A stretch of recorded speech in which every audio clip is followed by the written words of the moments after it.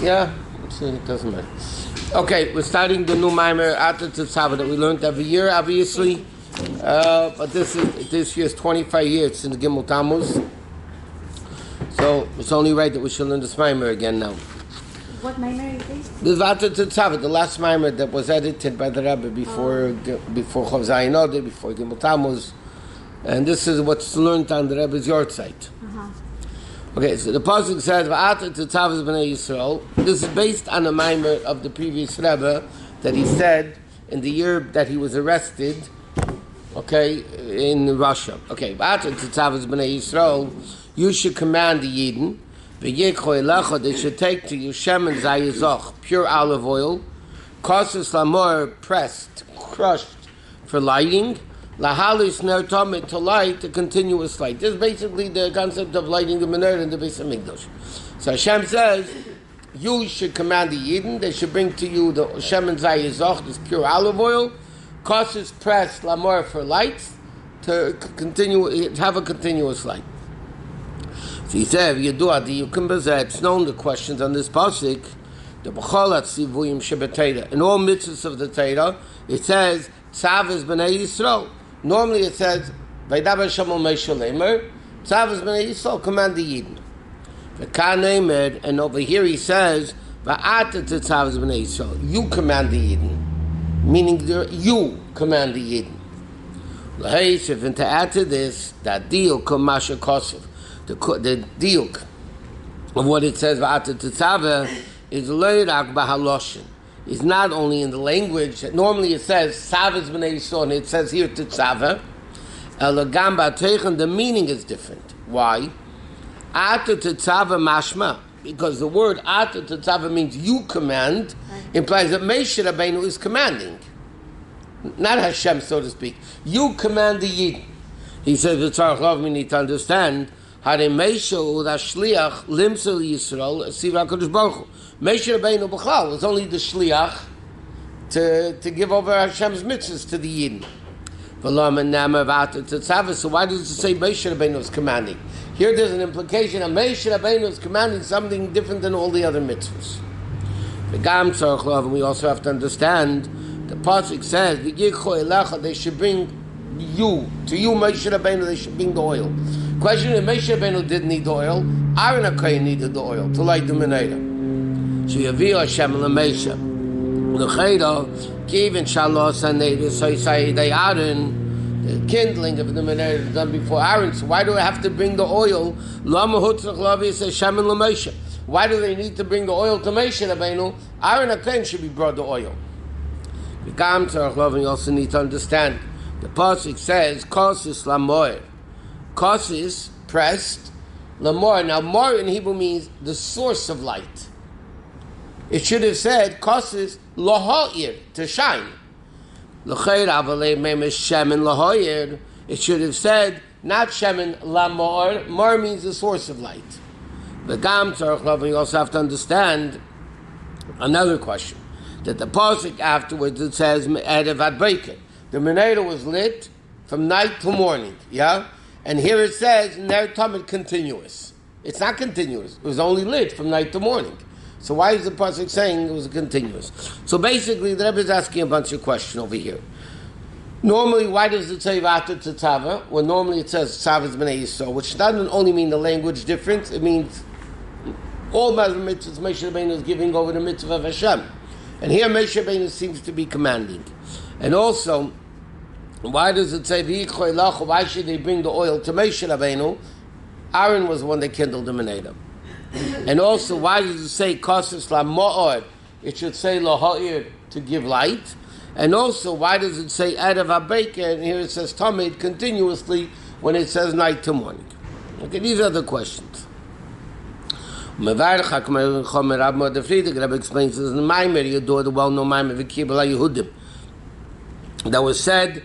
Purim Karton Tafrish Pezayin. He says like this: Tzivui Tetzaveh. What is tzivui? Command. Mitzvah. What does that mean? Tzavsa v'chibur, binding and connection. Okay. The definition of mitzvah, the Zohar says, is binding and connection. Now, and that's what he says over there. That's what the pasuk says. Va'at tetzaveh b'nei Yisrael. You doesn't mean only you command the Yidden. What it means is you bind the Yidden to Hashem. Meaning, Shemei Shemekasher u'mechaber as b'nei Yisrael, Moshe Rabbeinu is the one that binds and connects the Yidden with Ein Sof, with Hashem. V'idei Shemei Shemashpil Yisrael. And through, this is what the Friedrich Rebbe explains. He says like this. V'at tetzaveh, it means, Moshe Rabbeinu, you bind the Yidden to Hashem. And when that happens, V'idei Shemei Shemashpil Yisrael, Shemekasher Eisem Imerin Tov, through this, the Moshe Rabbeinu connects the Yidden to Hashem. Aidei Zeh, Nasa Yisrin V'Yisof, but Moshe Rabbeinu becomes greater. In other words, through Ata Tetzaveh as B'nai Yisrael, you bind the Yidden to Hashem. Then V'yikchu Elecha, they bring you, Moshe Rabbeinu, something you never had before. In other words, through Moshe Rabbeinu binding the Yidden to Hashem, Moshe Rabbeinu becomes greater. What is the difference between connection and binding? Generally speaking, it's the same. But connecting is, if I have two things and I tie them together, yeah, it's still two separate things that are tied. Chibur means it becomes one. Like you glue two things together, then it actually becomes more one than it is with two knots. You know what I mean? So it basically means you become connected. You can have his kashrus, which is a kasher, a knot, but then it's still two separate things tied together. Right? A boat is tied to the wall, whatever. Yeah, there's a boat, but it's tied together. Chibur is more than that. Chibur is you actually become one. I thought we're not allowed to have something between each other. Well, one second. Was he not done? The Moshe of Yisrael, Hem Dogmas Reish V'Regel. Moshe Rabbeinu and the Yidden are similar to the head and the foot. Like it says in the pasuk, Sheish Me'yasel Fragli, Moshe Rabbeinu is speaking. And he says by the ego, Sheish Me'yasel Fragli. The 600,000 Jews, no, I'm sorry, not by the meat, when they ask for meat. Ragli ha'ama shanechi b'kirbei. Moshe Rabbeinu says to Hashem, it's 600,000 feet that I'm standing amongst. That means the Jews are called his feet, and Moshe Rabbeinu is called the head. Like Rosh B'nai Yisrael, right? Is the head.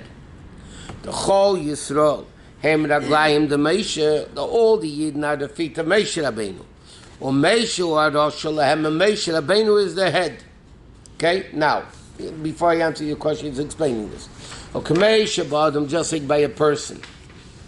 Haraglayim Alichem Esarosh, the feet lead the head. L'makom sharosh mitzad atzmei. Ein yochel hagil l'sham, to a place where the head itself can't go. So in other words, there's an advantage in the feet over the head. If the head wants to go somewhere, the head can't get there. The feet bring the head to where the head wants to go. So there's a certain advantage of the feet that the head doesn't have. The same thing, I'll explain the whole thing in a second. B'Moshe Yisrael, the same thing by Moshe and the Yidden.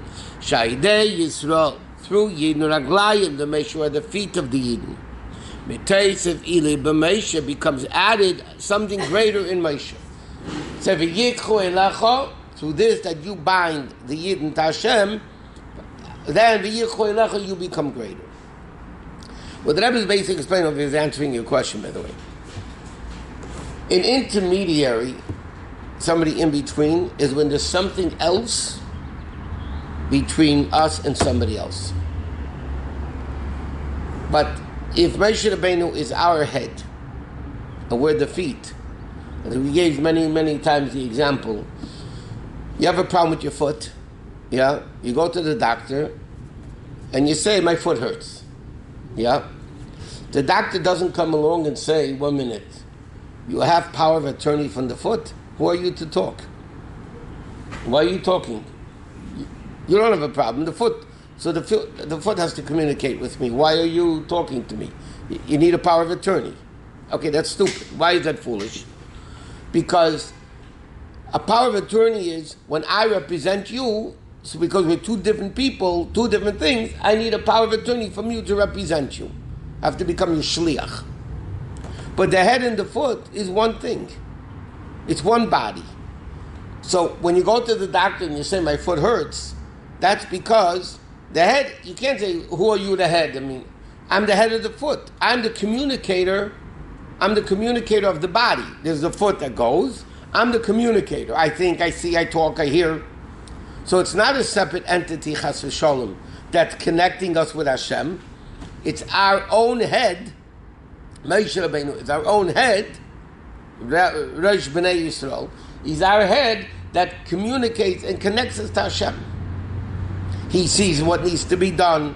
He understands Elokus. He sees Elokus. He feels Elokus. And therefore, it's not, God forbid, chas v'sholem, something in between us and Hashem. It's just our head communicating to Hashem. But what happens? When Moshe Rabbeinu connects the Yidden to Hashem, Moshe Rabbeinu becomes greater. And that's why the pasuk says, Moshe Rabbeinu says 600,000 feet that I'm standing in the midst of. What did he mean by that? The feet of Moshe Rabbeinu. Add something to Moshe Rabbeinu that Moshe Rabbeinu didn't have in his own. By the Egel, okay, when Hashem said to Moshe Rabbeinu, it was on Har Sinai, and Hashem says to him, you guys made an Egel. So Hashem said to Moshe Rabbeinu, Lech reid, go down. What's the double expression? So Rashi says, Lech means like this, go down. Reid migduloscha, go down from your greatness. Klum nasati l'cho gedula elu b'shvil Yisrael. Your whole greatness is only because of the Yidden. No Yidden, there's no you. So you also go, get lost, go out of here because you're not great anymore because the Yidden sinned. So the Yidden though add kedusha into Moshe Rabbeinu. Through this, the Moshe Rabbeinu connects the Yidden to Hashem. So then v'yikchu elacha, Moshe Rabbeinu is given more than what he has on his own. There's a story with the Tzemach Tzedek. Tzemach Tzedek once was, whatever. He said to one of his sons, he wants to give up the Rebbe business. He can't handle it anymore. He wants to go, to Eretz Yisrael and just retire. So the Tzemach Tzedek wrote an unbelievable amount of Sfarim. A lot of them were lost in the fire in Lubavitcher, but Tzemach Tzedek wrote a lot of Sfarim. So his kid, was a safe on the table, his kid went to him like this, Tate, father, and if you give it up, who would be able to write all these books that you wrote? He said, you're right, change the plan, I'm staying here. In other words, the fact that the Rebbe was able to write all those Sfarim, because of his Aveda connecting the Eden to Hashem, he got something that he wouldn't have had on his own. So what was the question his son asked? How did he ask that question? No, he said to him, you want to retire? And if you retire, meaning you're not a Rebbe anymore, how are you going to be able to write all those Sfarim that you wrote? In other words, there's a greatness that Moshe Rabbeinu gets through we're the feet. He's the head, and you can't compare the two. But the bottom line is, the feet add something to the head that the head doesn't have on its own. And this is what it says. Third line on 6. And now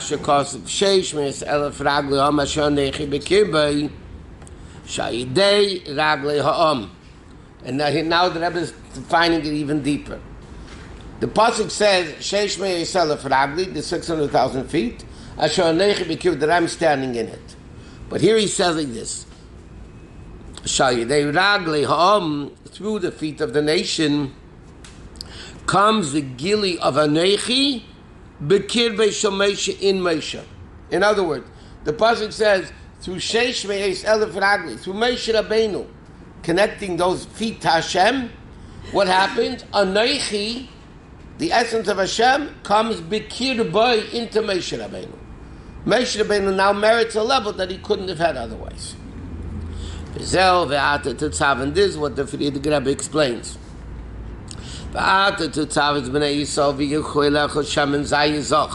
You should command the Yidden, and connect the Yidden, and bring you El Shem and Zayis. So this, the Moshe Rabbeinu binds and connects the Yidden in Eretz with the essence of Hashem. Through this, Yaviu b'nei Yisrael Shem and Zayis l'Moshe. the Yidden are going to bring something to make sure that he didn't have on his own. What does it mean? Sheyisifu teiseseh b'Moshe Rabbeinu is going to become great. So this is what the Friedrich Rebbe explains the pasuk. By you binding the Yidden to Hashem, which is what Moshe Rabbeinu does, connects the Yidden to Hashem as the head. He connects the feet with Hashem. So this, Moshe Rabbeinu, you become greater. Question. Obviously, there's only one head, right? Correct. So, for example, in the time of the Maggid of Mezrich, that he had the Rebbe and the other great tzaddikim, that his students, and each one became his own Hasidic lineage. So each Hasidic group believed that their Rebbe is their head. So, but in truth, this is not the case. Is it possible that each Hasidic lineage has its own head? Each tribe, there's Moshe Rabbeinu, and then there's the Nasi of each tribe. Yeah? But there's one Moshe Rabbeinu. Nasiim, you have 12. Understand? Who that is, that's whatever. Each one thinks it's their own Rebbe. They can think whatever they want. Right. Okay? So, but Nasiim, you have a lot. Oh, I see.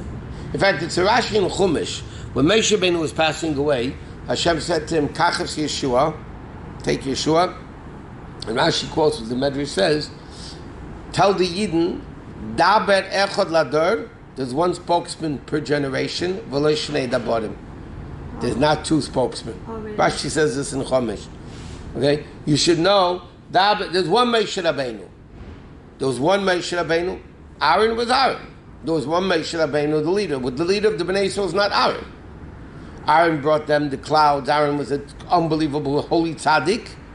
But Moshe Rabbeinu is one. Is it Rashi on where? Or in Chumash. It's in the Chumash. When Moshe Rabbeinu is about Is there a Chumash? to pass away? No, it's okay. I'm not... Okay, whatever. When he's In about Vayelech. to pass away? Yeah. Uh-huh. Okay, well, the Vayah is there, and to explain this whole concept, Maktam Maamar. The Friedrich Rebbe brings in the Maamar, Shemesh Rabbeinu Nikro Raya Mehemna. Moshe Rabbeinu is called a faithful shepherd. That's the simple meaning of the word. Shnei Perushim Bazed, there's two meanings of that word. Number one, Shureya Neman Shal Yisrael. He's a faithful shepherd of the Jews. And then there's a second interpretation, Shehuzon Umefanes Es Yisrael Be'inyano Amuna. Meaning, one definition is a faithful shepherd, and the second interpretation, which is a much deeper interpretation, is he's a shepherd of belief. Faithful shepherd means he's a good shepherd. A shepherd of faith. Raya Mehemna means he's a shepherd of Emunah. What does a shepherd of Emunah mean? It sounds like this: the Emunah sheyashna b'Yisrael mitzad atzmam. The Emunah that Eden have on their own. Sheyisrael maminim b'nei maminim. The Gemara says, just because you're a Jew, you have Emunah. We mentioned many times, somebody came to the Rebbe and he said to the Rebbe, I don't believe in God. So the Rebbe said, the fact that you say that you don't believe in God doesn't take away from the fact that you do. Because Torah says, every Jew maminim b'nei maminim. But this Emunah that every single Jew possesses, it could be superficial. And we'll explain in a second what that means. Superficial means it only affects you indirectly, not directly. Meaning, this that Moshe Rabbeinu feeds the Amunah. That the Amunah should be in a pnimius. Meaning like this. What does a shepherd do? A shepherd makes sure the sheep eat.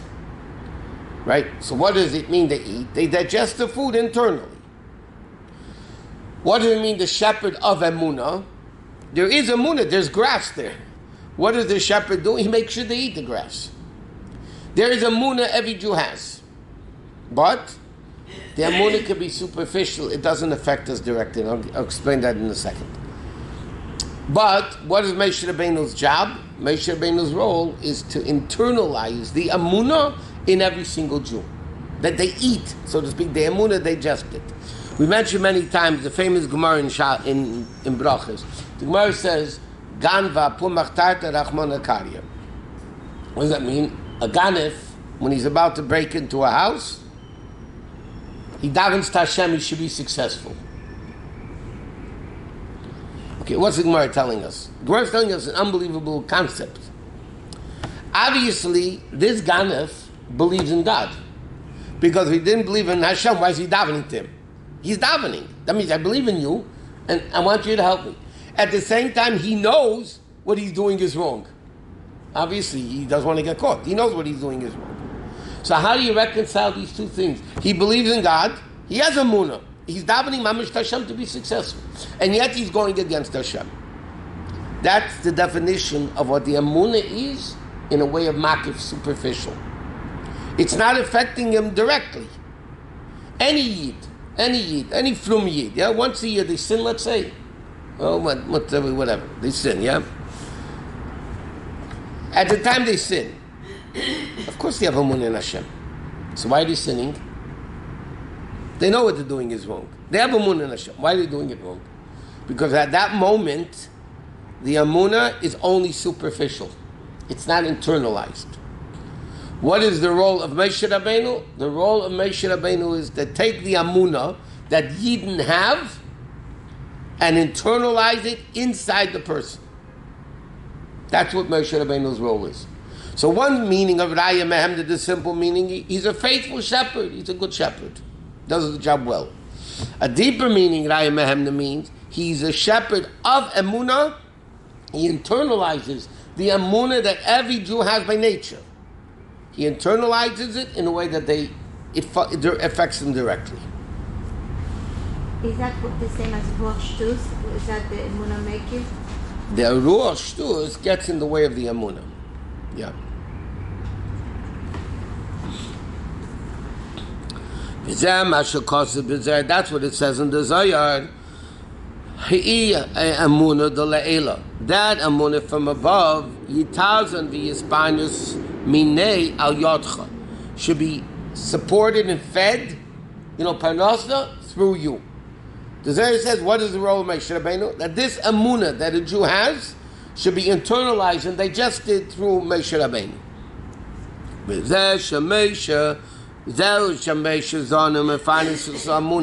This is what it means. The Moshe Rabbeinu supports the amunah, meaning he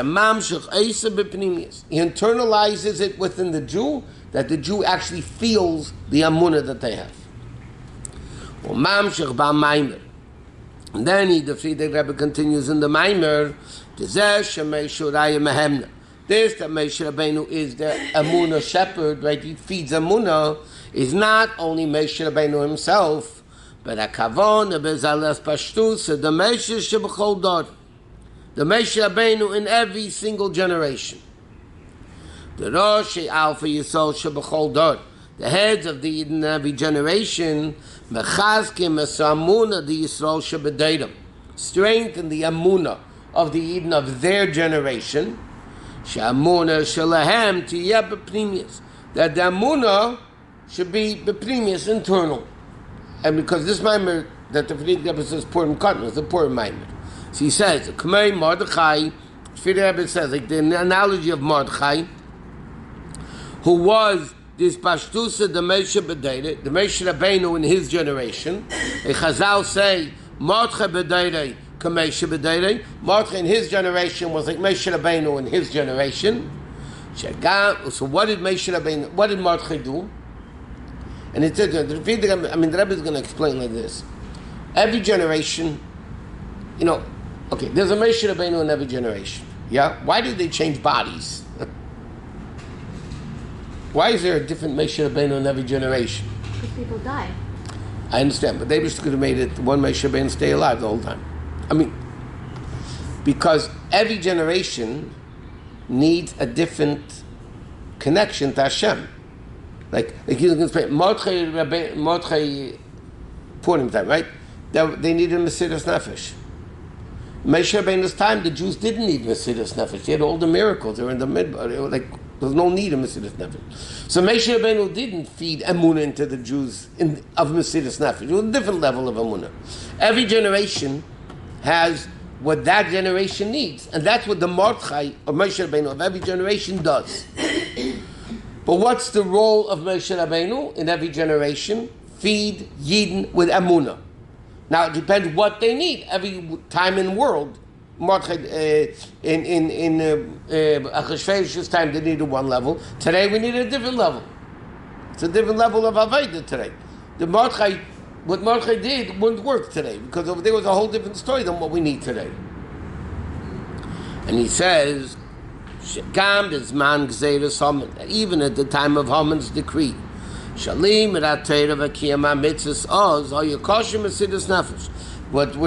was a decree. Remember the story? Mordechai was learning with the kids. Haman came and they told to get out of here. Run away because he's going to kill you. Whatever. What does it mean? In the time when learning was connected to Mesidas Nefesh, Hikol Kehilas Berabim, Mordechai, like the Medrash says, gathered groups of people and especially kids to learn Torah. To strengthen the Amunah Yidin had an Avaya, to internalize it, to be able Lamed Chazak, to stand firmly and strongly. Believe me, that Torah became a mitzvahs in learning and doing mitzvahs. So what was Mordechai's role in his generation? To internalize that the Jews needed Mesidas Nefesh, so he gave Mesidas Nefesh to them. And he says, okay, so he's quoting from the Friedrich Rebbe like this. Moshe Rabbeinu feeds Amunah. And he said not only Moshe Rabbeinu, the Moshe Rabbeinu in every generation does it. Like we find by Mordechai, what did he do? He strengthened the Amunah of the Yidden, internalized it for the fulfillment of Torah mitzvahs. And after he explains at great length, Mechaskin is someone to the Yisrael, this the Moshe Rabbeinu and the Moshe Rabbeinu in every generation strengthens the Amun of the Yidden. After that, one of the questions that Rebbe asked at the beginning of the mind, why does it say Ma'ar, which is the source of light? It should say Kosis Laha'ir, to light. So he says why? Shebizman Golus in the time of Golus, about like in the time of Mordechai. Every person is broken and oppressed by the Golus, by the Goyim. Kosis, which is the level of being pressed. My days are magim lemoy. Ha'etzem shemimenu nimtzeor. You reach a level of the essence. Meaning like this. Through the level of Moshe Rabbeinu connecting the Yidden to Hashem. Right? Moshe Rabbeinu gains by it. Then it says, in the time, Kosis Lamor simply means you press the oil to get light. So he says, when a Jew is Kosis, when a Jew is oppressed and down and out, and they still keep mitzvahs, then they reach the level of more, not only the revelation of Hashem, they reach the essence of Hashem, which is the source of the revelation. And this is what happens to Mordechai Tzaddik. Mordechai Tzaddik, in his time, teaching the Yidden to have Mesidas Nefesh in the most difficult time, accomplished that at that generation, they reached, through Kosis, they reached even a higher level than they would have reached otherwise. It not only becomes Or, it becomes Ma'or, which is the source of light. And that in itself takes away the Xera? Yeah. By reaching the Xera? Yeah. Because then you're above and beyond all of it. What happened, Chassidus explains, Haman cast lots in Adar, and the day he's going to destroy all the Jews was 12 months later in the next Adar, So it says in the Medrash that year, Eitz Shana, Amdu Kol Yisrael B'Mesidas Nefesh Kol HaShana Kula. They stood with Mesidas Nefesh the entire year. What is that concept? In a year, the 4 seasons. In Avedas Hashem, there's a winter Aveda, summer Aveda, spring Aveda, and fall Aveda. Now, the Rebbe is going to explain later on in the Maamar, people under this time frame, they have Mesidas Nefesh. This, they don't. This time they have, this time they don't have. That means it's not real Mesidas Nefesh. If it would be real, MS, it would be always. That year, the Medrash says, Amdu Kol HaShana Kol Mesidas Nefesh. The Eden had Mesidas Nefesh the whole year, meaning under every possible circumstance, under any possible situation, the Eden had Mesidas Nefesh. So what happened? It nullified the decree.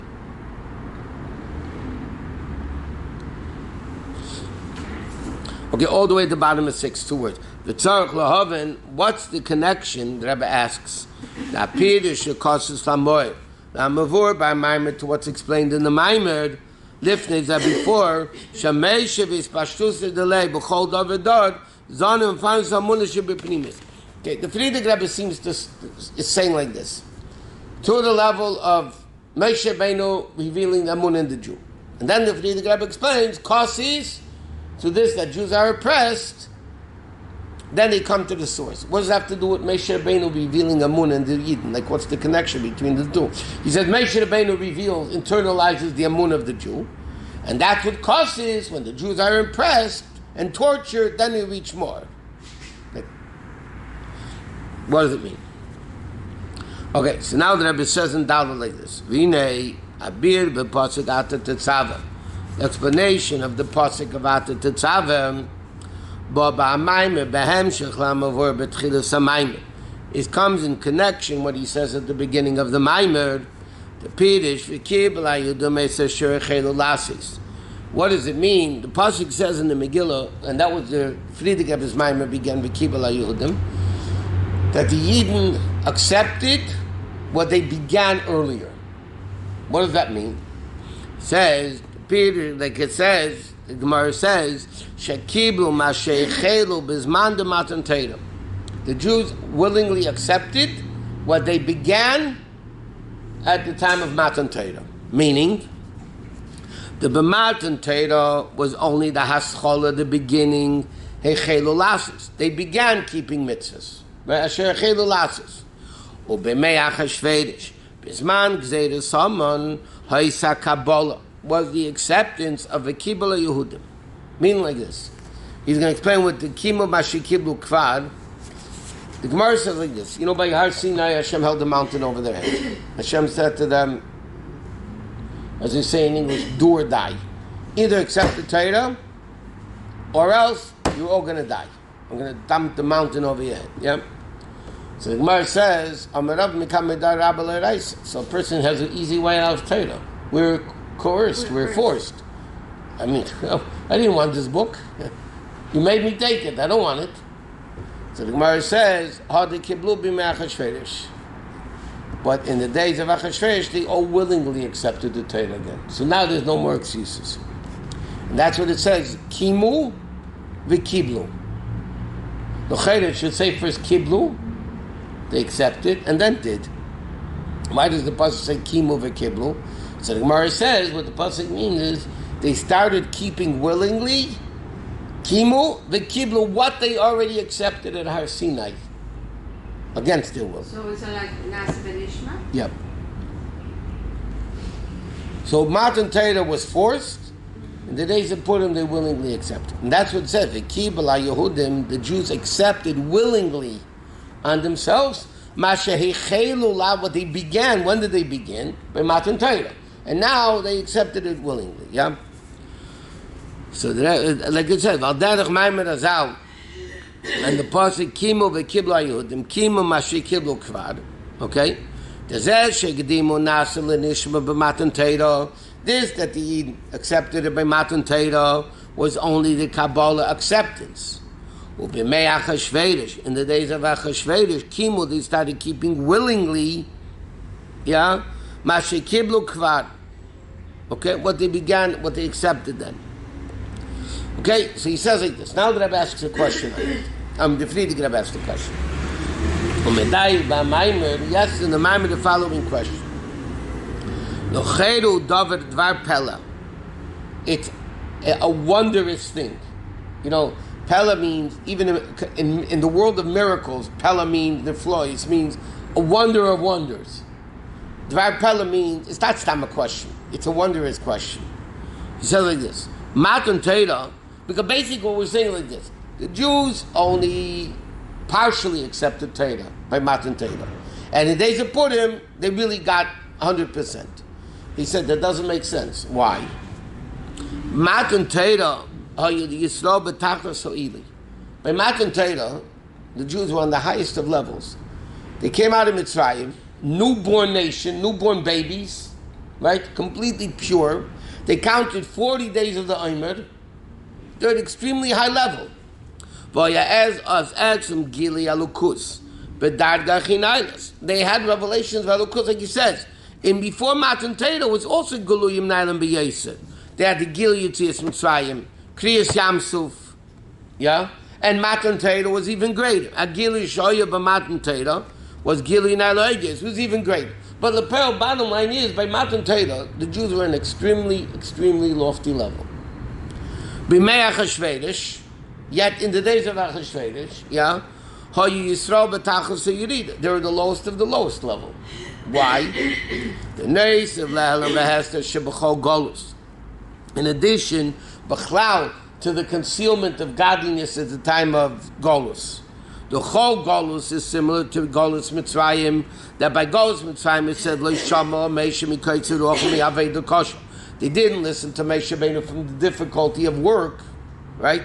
Al Derech Zeh B'Chol Golus. Every Golus, there are many tests in the fulfillment of Torah Mitzvah. Any. Purim was even the worst. Why? That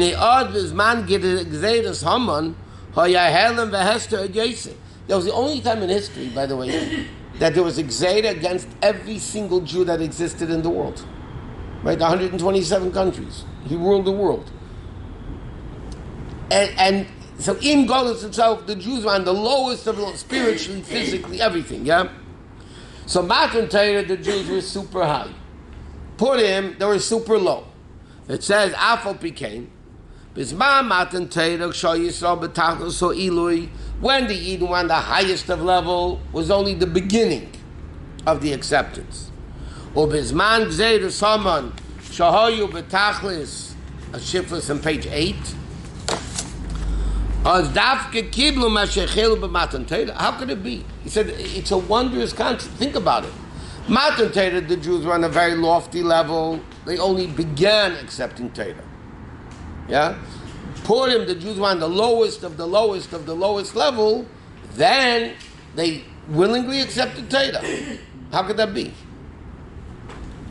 And he says,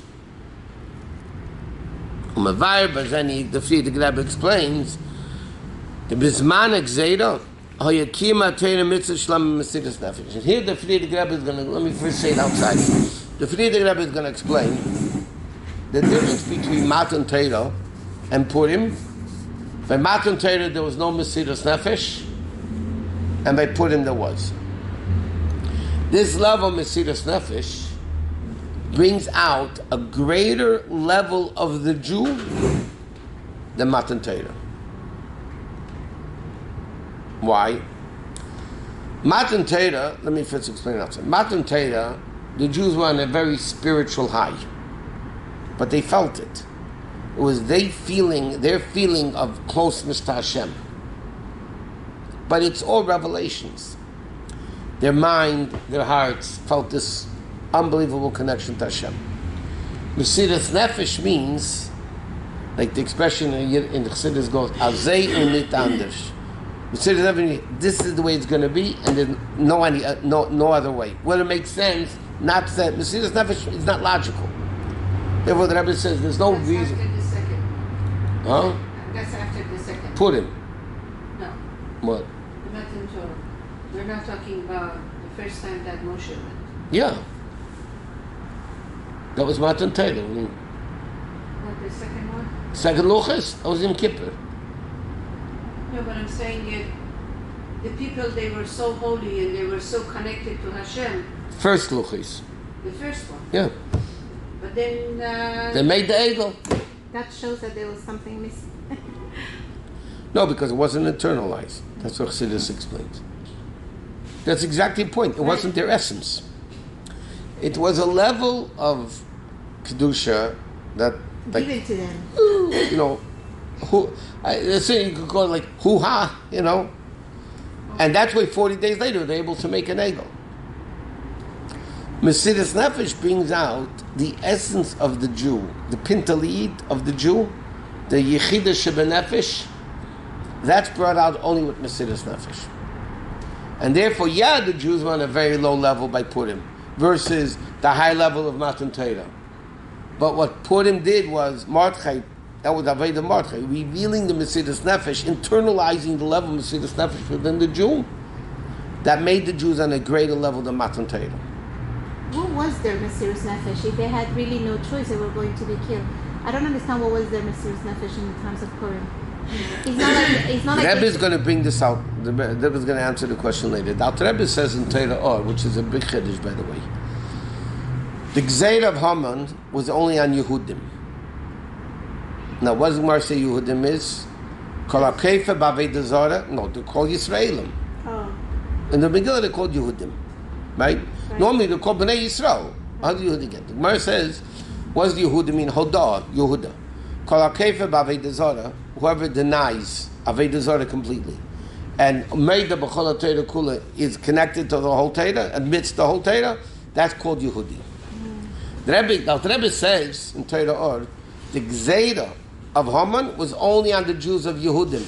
If the Jews would have given in to Goyishkeit, they wouldn't have been killed. Oh, really? It's a big chiddush because normally Sounds like that was Hanukkah. Right. But the Rebbe says clearly the Gzeira was only on Yehudim, and the definition of Yehudim is denying Avodah Zarah and admitting in the whole Torah. That level, if the Jews would have given in, Haman wouldn't have killed them. So they had a choice. They had a choice. And yet they stood Mesiras Nefesh. So what was their connection with Hashem? Not an intellectual one, not an emotional one, which is very lofty. Matan Torah was intellectual, emotional, very great. But it wasn't their essence. And that's why they were able to make an egel, by the way, like we said.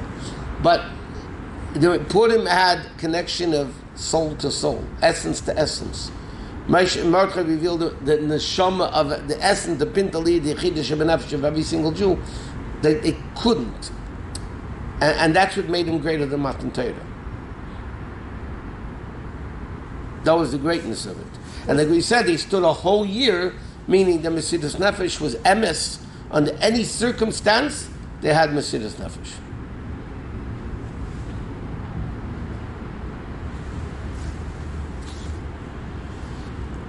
In fact, he says it right now. The Naisiv Lazah 8, second line. The Naisiv Lazah, in addition to the fact Sha'yula Mesiras Nefesh Shalilif Chas V'Shalom not to die, like he says, Gemur B'Torah Or, Shebeim Hayu Maamirim Dasam, if the Eden would have given up their religion, Lo Haya Eisam Lehem Klum. Haman wouldn't have done anything, nothing to them. Why? Ki Agzeira Ha'Yisirak Al Yehudim. The Gzeira was only those that were from, gave up, denied Avodah Zarah. Afal became La'il Sa'al Daita Machshavas Chutz Chashom. The Midrashim say it never even entered a foreign thought for a minute to go worship idols, to give in to Haman. Okay, what bothered Haman? It says in the Megillah, Haman didn't like that. Kegido loy es am Mordechai. They told Mordechai's nation.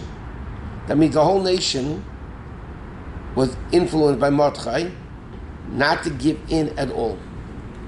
Lo yichra v'lo yishtachava. Right? Nothing. Not to bow, not to kneel, nothing. Not even to bend a little bit.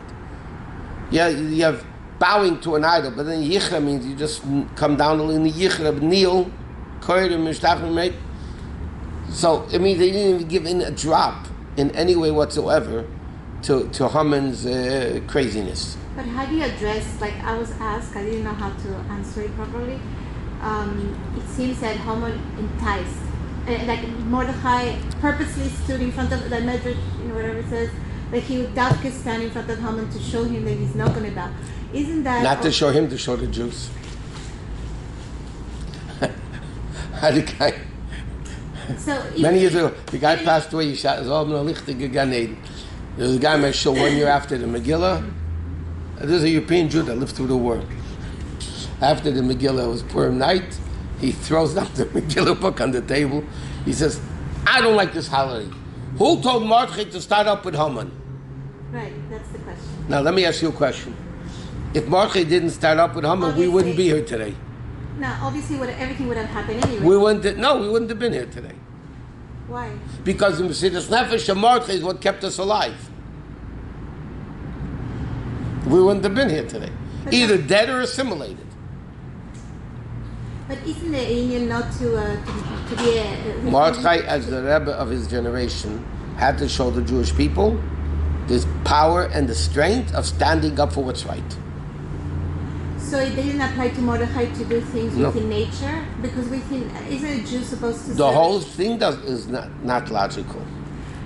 No, but this point of Mordechai... Why did Xavier... One minute. Why did Xavier...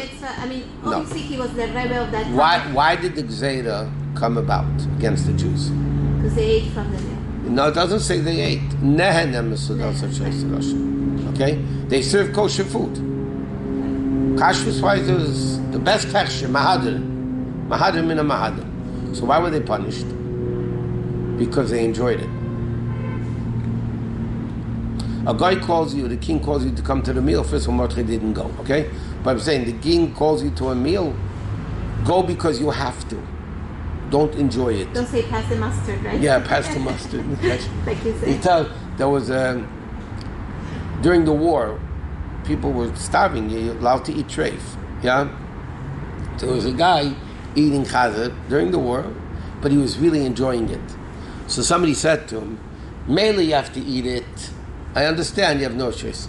That versmaken in the lippen, versmaken in the lippen means to go to the last drop, like licking your lips. Licking the lip. He said, mainly you have to eat it, okay, but to enjoy it.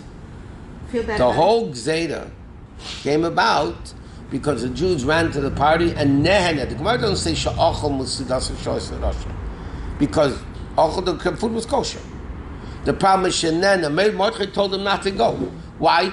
He made the Suda in the third year when he said, okay, the Jews are not going to be able to rebuild the Beis HaMikdash. Yeah, you know that, right? So he made a party, taking out the Kalim of the Beis HaMikdash to show the Jews, you're done. You're under me, you're not going back to the Beis HaMikdash. And he called the Jews. They run? Where are they running? Where are they running to? Right?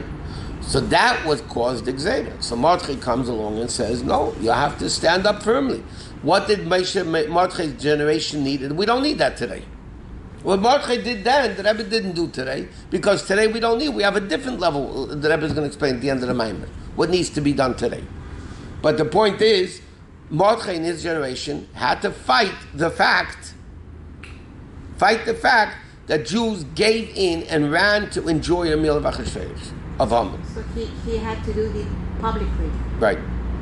When you're one extreme, then the only way to fight is we're going to the opposite extreme. The Jews were so extreme to the left, in bad, Mordechai had to go to the extreme all the way to the right.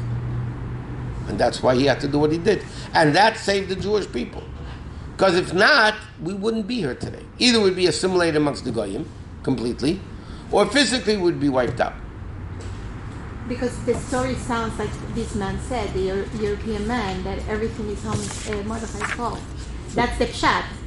Not even the pshat. Haman had a grudge against Mordechai, and he said, "Let me get him and his people." It seems like that. But the bottom line is Mordechai saved the Jewish people, not made problems. Because he said, "Oh, dead or assimilated." It's like there's a Rav in Pinsk. His name was Avigdor. He got Alter Rebbe into prison. He was headed in Misnagdim, and he got. So after Yutas Kislev, the Chassidim were verbringing. Avigdor came to the Chassidim and said, you have to thank me for the holiday. Oh my gosh. Because if I didn't get Alter Rebbe in prison, you wouldn't have Yutas Kislev. So thank me for the holiday. Oh, Okay.